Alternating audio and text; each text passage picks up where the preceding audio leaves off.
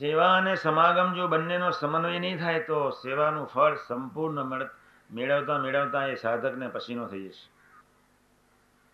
અક્ષરનો અનાદિ મહામુક્ત હોય પણ જો એને અહીંયા એવા ટોપ ભગવદીનો યોગ ન હોય તો બી આ લોક જ એવો છે કે જળ સંજ્ઞાને પામતા ને વાર ન લાગે. ગુણ ગાવાથી જીવ બ્રહ્મરૂપ થાય. બ્રહ્મ સ્વરૂપ પોતા જીવો ગાતા આવડવા જોઈએ. ઈશ્વરચંદ્ર વિદ્યાસાગર કે આવી વિપરીત પરિસ્થિતિમાં તમે રહેવા છતાંય તમારા મુખારવિંદ પર હાસ્ય ક્યાંથી?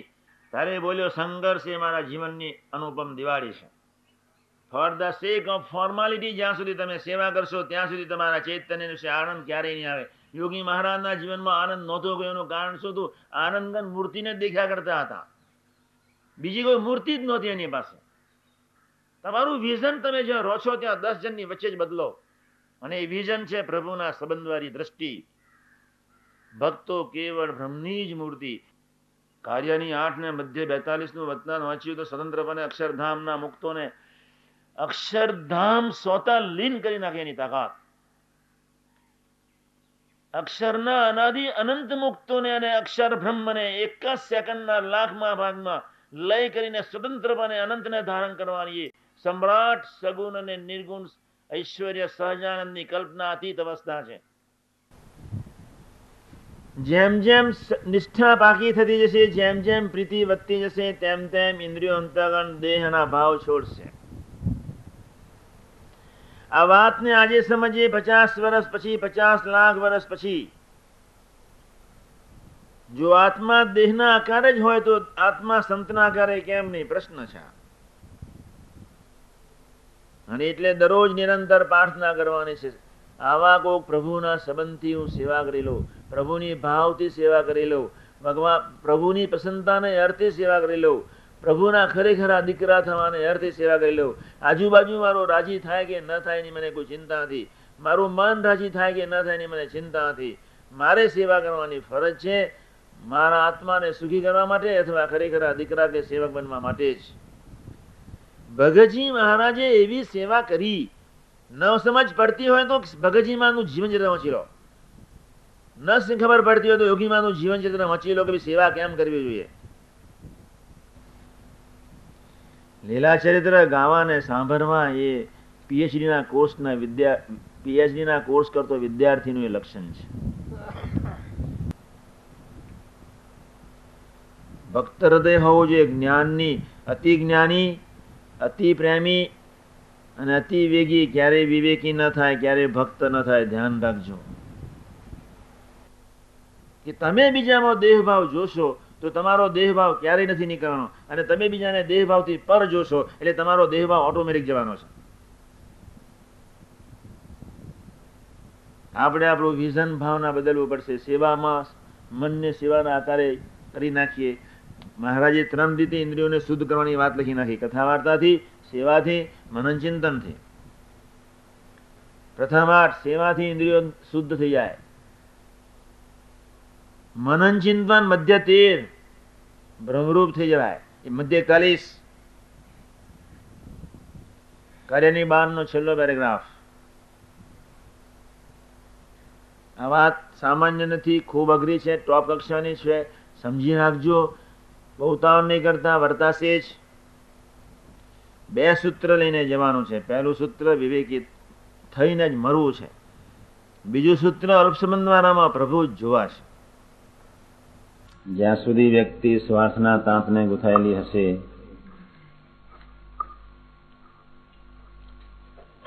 જ્યાં સુધી વ્યક્તિ અરસપરસ કોક રાગી કરીને ગૂંથાયેલી હશે,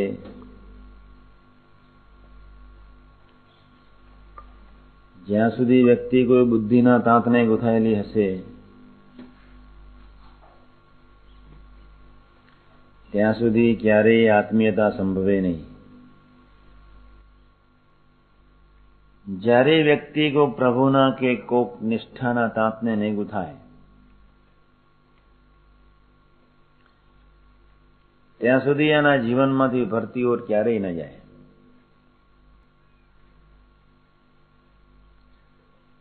જેના ચૈતન્યની વિશે જેટલી નિષ્ઠા પાકી,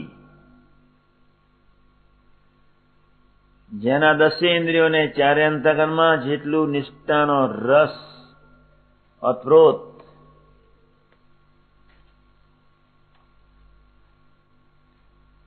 તેટલો જે સેવક સુખ, શાંતિ અને આનંદ મેળવી શકશે. ખરેખર સ્વરૂપ નિષ્ઠા હોય તો સ્વરૂપ એનું જીવન બને, સ્વરૂપ એનું ધ્યેય બને, સ્વરૂપ એનો આકાર બને. સ્વરૂપ સિવાય કોઈ ચીજ એને ગમે નહીં.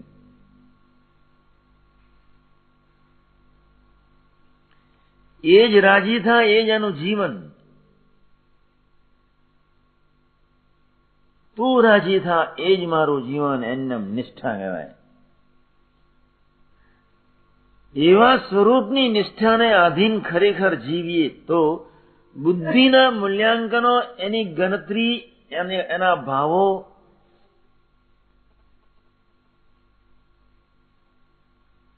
આધ્યાત્મિક માર્ગમાં, એ આત્મબુદ્ધિ અને પ્રીતિના સમાજમાં ક્યારેય કિંચિત ટકતા નથી. નોંધી લેજો. જ્યાં સુધી બુદ્ધિની ગણતરી છે, આત્મીયતા નથી. જ્યાં સુધી બુદ્ધિના મૂલ્યાંકનો છે, આત્મીયતા નથી. જ્યાં સુધી બુદ્ધિથી જ દર્શન થાય છે, આત્મીયતા નથી. જ્યાં સુધી બુદ્ધિના દોરેલા દોરાવ છો, આત્મીયતા નથી. હું સ્વરૂપનો, પ્રભુનો, સૌ પ્રભુના, એ ગાંઠ, એ કડી, એ નિષ્ઠા,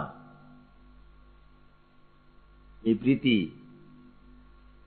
તમારી જેટલી મજબૂત, તેટલી જ તમારા ચૈતન્યને છે આત્મીયતાનો આનંદ તમે માણી શકશો, અનુભવી શકશો. ખરેખરી નિષ્ઠા હોય તો એ સ્વરૂપ હિતકારી ને મંગલકારી જ મનાય. તું જે કરું છું વ્યવસ્થિત, બસ. પ્રભુ જે પરિસ્થિતિમાં આપણને રાખે, એ પરિસ્થિતિનો સહજ સ્વીકાર, એ પરિસ્થિતિ સહજ ગમે. એ પરિસ્થિતિને ક્યારેય બુદ્ધિથી ન મૂલવીએ.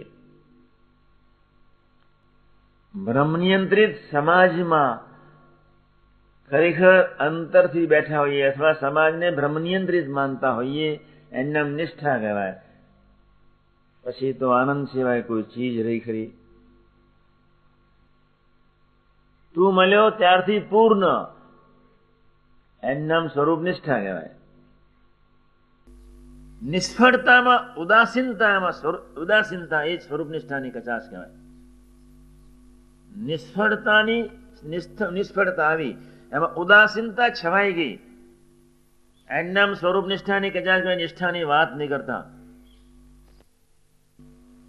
પ્રભુ મારા ને હું પ્રભુનો, એ જ અહમ હોવો જોઈએ, બીજો કોઈ અહમ ન હોવો જોઈએ. પૂરું થઈ ગયું મારે. હવે હું પ્રભુનો મેટર ઓવર થઈ ગઈ. જેની પાસે બેસવાનું એ મળ્યા, જેના દર્શન કરવાનું એ મળ્યા, હવે કાંઈ બાકી નથી. એના ગમતા વર્તી લેવાનું. જય સ્વામિનારાયણ. આત્મીયતા મીન્સ બ્રહ્મરક્ષ.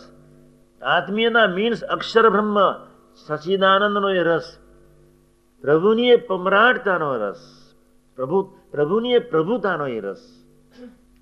દુનિયાની કોઈ પણ વ્યક્તિ એમ નથી કહી શકવાનું કે પંચવિષયાદિકમાં સુખ છે.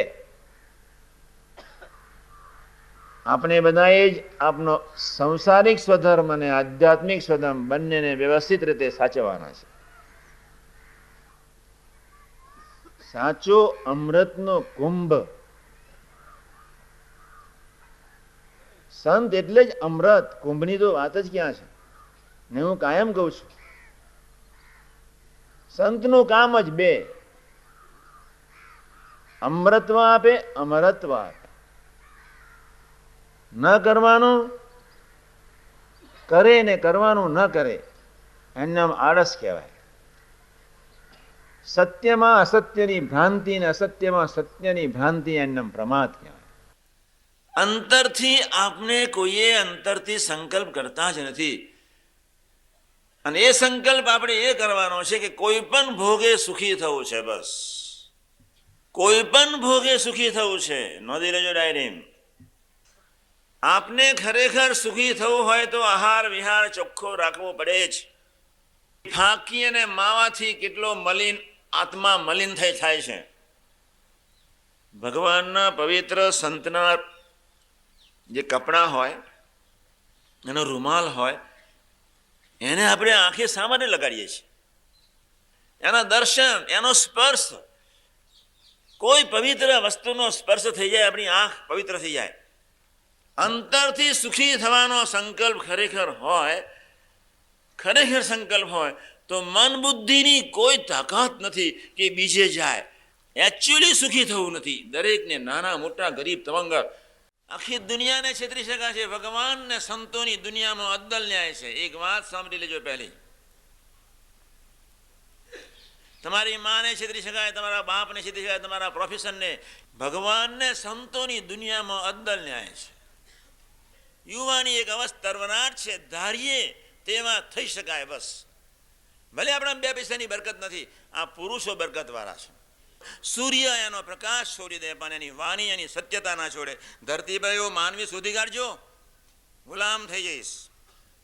ગમે તેવી ગંદી ગટર હોય, ગમે તેવી અમાવાસ્યાની ભયંકર અંધારી રાત્રિ હોય, એને પ્રકાશની જ્યોતિ કરતા વાર ન લાગે. મારે તમને છેલ્લી વાત એક જ કરવી છે.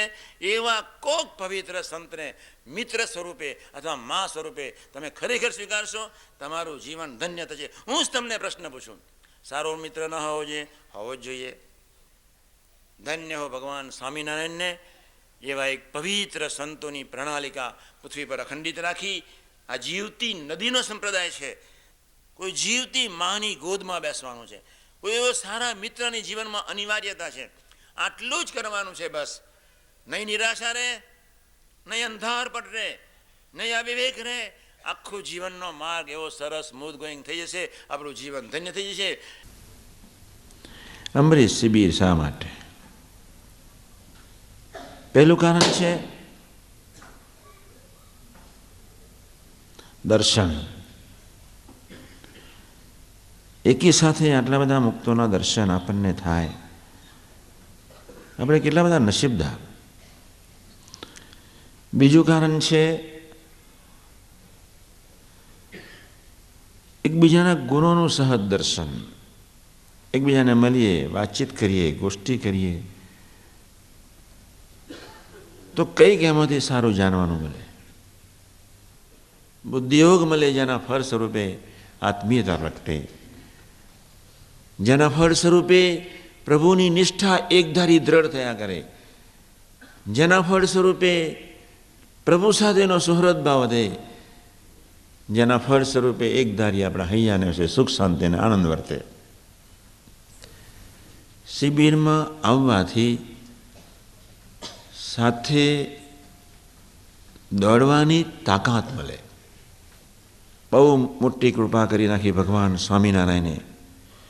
અક્ષરબ્રહ્મને સાથે લાવીને એક શુદ્ધ સર્વોપરી શુદ્ધ ઉપાસના પ્રવર્તાવી સદા દિવ્ય સાકાર સ્વરૂપ અને જીવનમુક્તના એક સમાજમાં આપણને મૂકી દીધા. આપણે ખૂબ નસીબદાર છીએ. ગુણાદાન સાંઈની વાત એટલી યાદ રાખવાની છે, સેવા થાય તો કરવી, અસેવા નહીં. ગુણાદાન સાંઈની વાત એટલી યાદ રાખવાની, જેવો બીજાને સમજાવવાનો આગ્રહ છે તેવો ભગવાન અને પવિત્ર સંતો થકી જ્યારે કોઈ કસોટી તમારી થાય ત્યારે તમારા હૈયામાં તપાસ કરી રાખો કે ભાઈ કયા પ્રકારની નાલાયક વૃત્તિ છે જે આપણને મનુષ્યભાવ લેવડાવે, સંબંધ તોડાવે. અંતરદ્રષ્ટિ કરજો. કોઈ પણ ભોગે આત્મીયતા વધારવી છે અને એ આત્મીયતા વધારવા માટે કોઈ વૃત્તિ, કોઈ પદાર્થ, કોઈ શક્તિ, કોઈ સમજણ, કોઈ માન્યતા, કોઈ દેહના સગા સંબંધી મને કિંચિત ન નડવા જોઈએ. હે મહારાજ, એ માટે મને બળ આપજો, એવી પ્રાર્થના કરજો. આપણે છીએ ત્યાંથી આગળ વધવું છે. જે પ્રભુએ કહ્યું કે કરોડ વિશીનું દુઃખ મને હોય, મારા હરિભક્તને નહીં, એ શું તમને રોટલા નથી આપવાના? તમારું દુઃખ પોતે સ્વીકારે. ભગવાનની કેટલીક કરુણા છે. ભગવાન તો દોડીને તમને તમારી સેવા કરવા તૈયાર છે, પણ તમે સેવા કરવા દેતા નથી. એ હું સમજાવું છું. સાત દુકાળ પડે અંદોતને વેર નહીં થવા દો. કરોડ વિશીનું દુઃખ મને આવો, મારા હરિભક્તને નહીં. અંત અવસ્થાએ મહારાજનને દર્શન દઈને તેરી જઈશ. પૃથ્વી પર પવિત્ર સંત થકે ખંડિત. કેટલા અદ્ભુત વરદાન આથી જોઈએ છો. પહેલો કુસંગ છે બાહ્ય, બીજો કુસંગ છે અંતરનો. તમારા મન બુદ્ધિ ચિત્ત અહમનો. મનમાં મનુષ્યભાવ હોય જ, બુદ્ધિમાં તર્ક વિતર્ક હોય જ, ચિત્તમાં બીજું ચિંતન હોય જ, અને અહમ એ નેચરલ એક્ઝિબિશન કરાવે છે તમારા જીવનનું. ત્રણ પ્રકારનો એક સ્થૂળ કુસંગ, વાવાઝોડાનો, દેશકાળનો, મરી ગયા જીવ્યાનો, મકાનનો સંકલ્પ અને પડી જાય, એક્સિડન્ટ. આ એક સ્થૂળ દેશકાળ છે. બીજો દેશકાળ છે હૈયાનો. એના સિવાય બીજું મનન ચિંતન, મનુષ્ય ભાવ, પોતાના જ ભાવમાં 24 કલાક વર્તવાનું. પ્રથમના 16ના વિવેકમાં કહ્યું કે સંકલ્પો એની રીતે ભલે હોય, આપણે પોઝિટિવ સંકલ્પો, સંબંધ વધે, સુહૃદભાવ વધે, આત્મીય વધે, નિર્દોષ બુદ્ધિ વધે, એવા સંકલ્પોને સાથ આપવાનો છે, બીજા સંકલ્પોને નહીં જ. મન બી જ્યારે મનુષ્યભાવ લેવડાવે ત્યારે આપણે એને બાજુમાં મૂકીને ભજન કરવું છે, પ્રાર્થના કરવી છે, બળ માગવું છે. અને એટલે જ એક વાત માનજો કે તમારાથી ગુને કરીને કંઈક વ્યવસ્થિત વ્યક્તિ એની સાથે દોસ્તી બાંધજો. અમરીશ આનંદિત હોવો જોઈએ. અમરીશનું હૃદય ઉલ્લાસભર્યું હોવું જોઈએ. અમરીશનું ઘર આત્મીયતાથી રણકારતું રહેવું જોઈએ. સુહૃદભાવના પૂર વહેતા હોવા જોઈએ, મીઠાશવાળું હોવું જોઈએ. અમરીશની વાણી એના 10 ઇન્દ્રિયોનો પ્રવાહ જુદો હોવો જોઈએ. આપણી કેટલી મોટી જવાબદારી છે. અમરીશ એટલે શું? અમરીશ રવિવારની સભામાં ન જાય, બાપા માફ ન કરે. કરશન બામણિયાનું ઘર સળગતું હતું સામે, ચોથો પ્રસંગ. કરશન બામણિયો એટલું જ બોલ્યો, ઘર તો ભલે સળગે, મારો ભગવાન સાથેનો સંબંધ ન સળગી જાય એના વિચારમાં છું. ખરેખર વતનાથ સ્વામીની વાતો પર તમે થોડા જાઓ. સ્વામીની વાતો, વતનાથનો અભ્યાસ થોડો દરરોજ કરો, એમાં રહો. દરરોજ થોડી વાતો વાંચીએ, દરરોજ અડધું વતનાથ વાંચીએ, એક વતનાથ વાંચીએ, વિચારીએ. આપણે દીકરા થવા આવ્યા છીએ, અમારે તમારું કાંઈ જોઈતું નથી. પણ હૈયું તો અમરીશનું હૈયું તો મુલાયમ હોય, માખણ જેવું કૂનું હોય, અહીં કોઈ ટોચો ન લાગે. એનો આહાર વિહાર શુદ્ધ હોય, પ્રભુ માન્ય હોય, પ્રભુમય હોય, પ્રભુ માટે હોય. એનું હલનચલન જુદું હોય. પ્રભુ આપણા કામ માટે જ, પ્રભુ આપણને પ્રફુલ્લિત જોવા માટે જ, તમારું આત્યંતિક કલ્યાણ કરવાના હેતુથી જ, તમે એના દીકરા બનાવ્યા હેતુથી જ, અક્ષરધામના અધિકારી બનાવ્યા મંગલકારી હેતુથી, પોતાના સ્વરૂપની ઓળખાણ કરવાના હેતુથી જ ભગવાન તમને પૃથ્વી પર મોકલે છે. બાપા ત્યાં નહીં. જ્યારે જમવા બેસીએ ત્યારે આપણે ભૂલી જઈએ છીએ કે 2-5 મિનિટ સંભાળી લઈએ. પહેલો જ કોરિયો તમારા જીભ પર પહોંચે ત્યાં તમને કોઈ સ્મૃતિ થવી જોઈએ. સર્વે રસની એક મૂર્તિ, રસઘન મૂર્તિ સહજાનંદ. સર્વે આધારોની એક આધાર, અનુપમ આધાર, અનુપમ શક્તિ, અનુપમ બળ, અનુપમ સૌંદર્ય. કોઈ સૌંદર્યવાન નથી. કોઈને બોલાવવાના રહી ગયા, ફોન કરવાનું રહી ગયું, સંજોગોના અધીન મળવાનું રહી ગયું, એકને સરસ રીતે જમાડ્યા, બીજાને કદાચ. નરી વ્યવહારિક બુદ્ધિથી આપણે જીવીએ છીએ. કોઈ બ્રહ્મભાવમાં થોડો પ્રવેશ પમારો તમારી જાતને, હું અક્ષરધામનો છું દિલથી માનતા થોડા થાવ. પ્રભુને સંત મારા નિયામક પ્રેરક પ્રવર્તક છે, એ મારું સર્વસ્વ છે. એવી કોઈ નિષ્ઠારૂપી ખીરી ધીમે ધીમે મજબૂત કરવા માટે થોડો પ્રયત્ન કરો. નહીં જેવા સામાન્ય પ્રસંગે તમે એટલા બધા અટવાઈ જાઓ છો. ફરી જ્યારે આપણે ભેગા થઈએ ત્યારે ખાલી તમારા દર્શન કરવાનું મને થોડું મન થાય વધારે. અત્યારે તો થોડું થાય છે, થોડું વધારે મન થાય. શું આપણામાં છે? આપણી હેસિયત કેટલી? આપણામાં એક જ હેસિયત છે, બસ જલ્દી આત્મીય થઈ શકીએ, બસ એટલી. આપણામાં બીજું કાંઈ છે નહીં. આપણામાં આટલી છે. આપણા બીજી કોઈ શક્તિ નથી. એક શક્તિ તો ભગવાને તમને આપી છે. એ મને વિશ્વાસ છે કે તમે જલ્દી આત્મીય થવાના છો. મને વિશ્વાસ એક જ હેસિયત તમારામાં છે.